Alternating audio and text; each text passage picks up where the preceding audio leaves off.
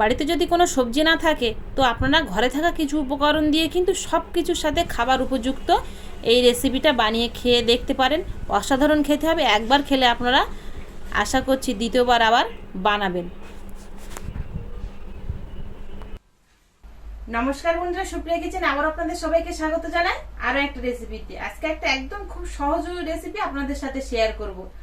বাড়িতে যদি কোনো কিছু সবজি না থাকে তো ঘরে থাকা মাত্র কয়েকটা উপকরণ দিয়ে আপনারা এই রেসিপিটা বানিয়ে ভাত, রুটি, পরোটা, পোলাও, ফ্রাইড রাইস, পাউরুটি সবকিছুর সাথে খেতে পারবেন। আর সবকিছুর সাথেও খেতে দারুণ হবে। আপনারা ভিডিওটা স্কিপ না করে প্রথমের থেকে শেষ পর্যন্ত দেখবেন। আশা করছি আপনাদের ভীষণ ভালো লাগবে। আর যে সকল বন্ধুরা ইউটিউব চ্যানেল এখনো পর্যন্ত নতুন আমার ভিডিওগুলো দেখছেন, প্লিজ বন্ধুরা বেল আইকন সবাই সাবস্ক্রাইব করে পাশে থাকবেন। আর ফেসবুক পেজ থেকে দেখলে পেজটিকে ফলো করে পাশে থাকবেন। রেসিপিটা বানানোর জন্য এখানে আমি একটা বোল নিয়েছি। এই বোলের মধ্যে প্রথমে আগে আমি একটা মাপ করে বেসন নিয়ে নেব। বোলের মধ্যে নিয়ে নেব আমি 1 ডাবুস বেসন। বড় সাইজের কাপ মাপলে কিন্তু চেপে চেপে 1 কাপ হবে। দিয়ে দেবো স্বাদ অনুযায়ী লবণ, ঝাল লঙ্কার গুঁড়ো, হলুদ গুঁড়ো, জিরে গুঁড়ো, গোলমরিচ গুঁড়ো।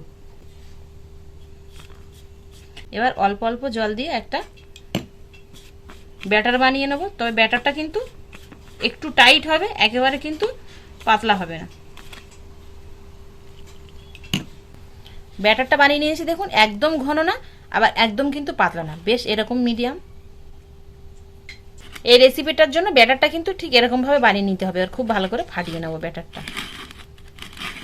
ব্যাটারটা বানিয়ে নিয়েছি। এবার ব্যাটারটা কিন্তু গরম তেলে ভাজতে হবে। তো গরম তেলে ভাজার আগে আমি একটা পেস্ট বানাবো। তো তার জন্য কিছু উপকরণ আগে কড়ার মধ্যে সেদ্ধ করে নেব, তারপরে ব্যাটারটা ভেজে নেব। প্রথমে আগে কিছুটা পরিমাণ জল গরম করতে বসিয়ে দেবো। জলটা ফুটে উঠলে এর মধ্যে দিয়ে দেবো 1 বাটি পরিমাণ টক দই। টক দইটা গরম জলে দেওয়ার পরে সঙ্গে সঙ্গে দেখুন এই যে ছানা কেটে গেছে। এবার এর মধ্যে দিয়ে দেবো একটা পেঁয়াজ কুচি আর একটা টমেটো কুচি। আর এবার দিয়ে দেবো 2 চামচ মতো সাদা তেল। সাদা তেলের পরিবর্তে এখানে আপনারা কাজু বাদামও দিতে পারেন। দইয়ের জল আর যে জলটুকু দিয়েছিলাম সেটা কিন্তু প্রায় শুকিয়ে এসছে, আর একটু শুকিয়ে নেব। জলটা শুকিয়ে গেছে আর সামান্য একটু একটু জল আছে। এবার এটাকে নামিয়ে নেব।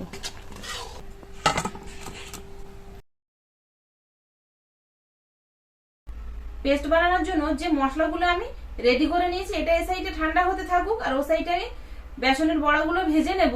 আর এটা ঠান্ডা হয়ে গেলে তারপরে পেস্ট করে আনবো। এবার এই সাইডে আমি তেল গরম হতে দিয়েছিলাম আগে থেকে। তেলটা কিন্তু হালকা গরম হয়েছে, খুব বেশি গরম করার দরকার নেই, বেশ হালকা হালকা ভাব উঠবে, এরকম হলেই হবে।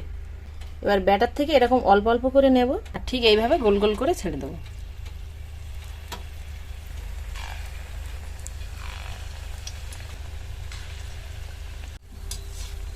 সবগুলো ভেসে উঠলে এবার উল্টে পাল্টে ভেজে নেব। খুব হাই ফ্লেমে ভাজার দরকার নেই, মিডিয়াম ফ্লেমে ভাজবেন, তাহলে খুব ভালো হবে, ভেতর পর্যন্ত কিন্তু সেদ্ধ হয়ে যাবে। উল্টে পাল্টে ভেজে নিয়েছি। এর থেকে কিন্তু মুচমুচে করে ভাজবো না, তাহলে আবার কিন্তু শক্ত হয়ে যাবে খুব। আওয়াজ শুনে বোঝা যাচ্ছে হালকা একটু মুচমুচে হয়েছে। এবার তুলে নেব। সবকিছু রেডি, এবার রান্নাটা করে নেব। আবার কড়াটা ধুয়ে বসিয়ে দিয়েছি, এর মধ্যে তেল দিয়ে দেবো রান্নার জন্য। গরম তেলে দিয়ে দেবো গোটা জিরে আর হিং। মশলাটা হালকা ভাজা হয়ে গেছে, সুন্দর একটা গন্ধ ছাড়ছে। 1 চামচ আদা রসুনের পেস্ট নিয়েছি, এটা দিয়ে দেবো। 10-15 সেকেন্ড মতো ভেজে নেব। এবার এর মধ্যে পেস্ট করে রাখা মশলাটা দিয়ে দেবো।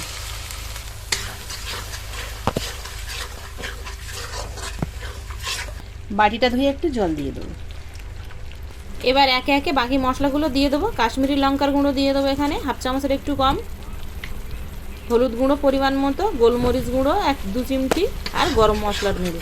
এই সব কিছু মশলা দিয়ে এটাকে আমি 3 থেকে 4 মিনিট কষিয়ে নেবো। মাঝখানে একটু লবণও দেবো, লবণটা দিতে ভুলে গেছিলাম।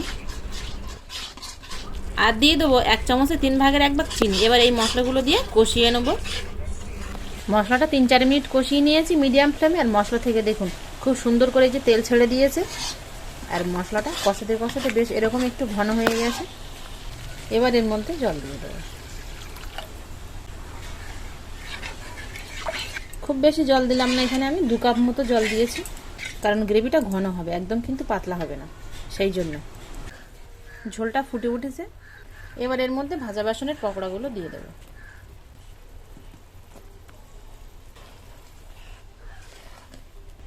এবার ঝোলটাকে কিন্তু একদম বেশ গায়ে গায়ে করে আনবো, এত পাতলা থাকবে না। আরও 2-4 মিনিট ফুটিয়ে নেব। বেসনের বড়াগুলো দিয়ে 2-3 মিনিট ফুটিয়ে নিয়েছি, আর ঝোলটা একদম এরকম গায়ে গায়ে হয়ে গেছে। ওপর দিয়ে দেবো কসুরি মেথি। আর নামানোর আগে কিছুটা ধনেপাতা নিয়েছি, এগুলোকে একদম কুচি কুচি করে কেটে নেব। একটু ধনেপাতা কুচি দিয়ে নামিয়ে নেব। রান্নাটা হয়ে গেছে। এবার গরম গরম সব কিছুর সাথে খেয়ে দেখুন কেমন হয়। আশা করছি তো আপনাদের সকলের খাওয়ার পরে ভীষণ ভালো লাগবে। দেখলেন তো কতটা সহজে আর ঘরে থাকা কিছু উপকরণ দিয়ে কিন্তু এই রেসিপিটা বানানো যাবে, আর আপনারা সব কিছুর সাথে খেতে পারবেন। দারুণ টেস্ট হয় খেতে। আপনারা একবার আমার কথা বিশ্বাস করে বানিয়ে খেয়ে দেখবেন, তারপরে কেমন হয় কমেন্টে জানাবেন। ভালো লাগলে প্লিজ বন্ধুরা লাইক করতে ভুল করবেন, আর আপনাদের বন্ধুদের কাছে শেয়ার করবেন, ওনারা খুব সহজে বানিয়ে নিতে পারবে যদি এরকম বাড়িতে কোনো সবজি না থাকে। আবারও দেখা হবে আপনাদের সাথে পরবর্তী নতুন কোনো ভিডিওতে। ততক্ষণ আপনারা সবাই ভালো থাকবেন, সুস্থ থাকবেন।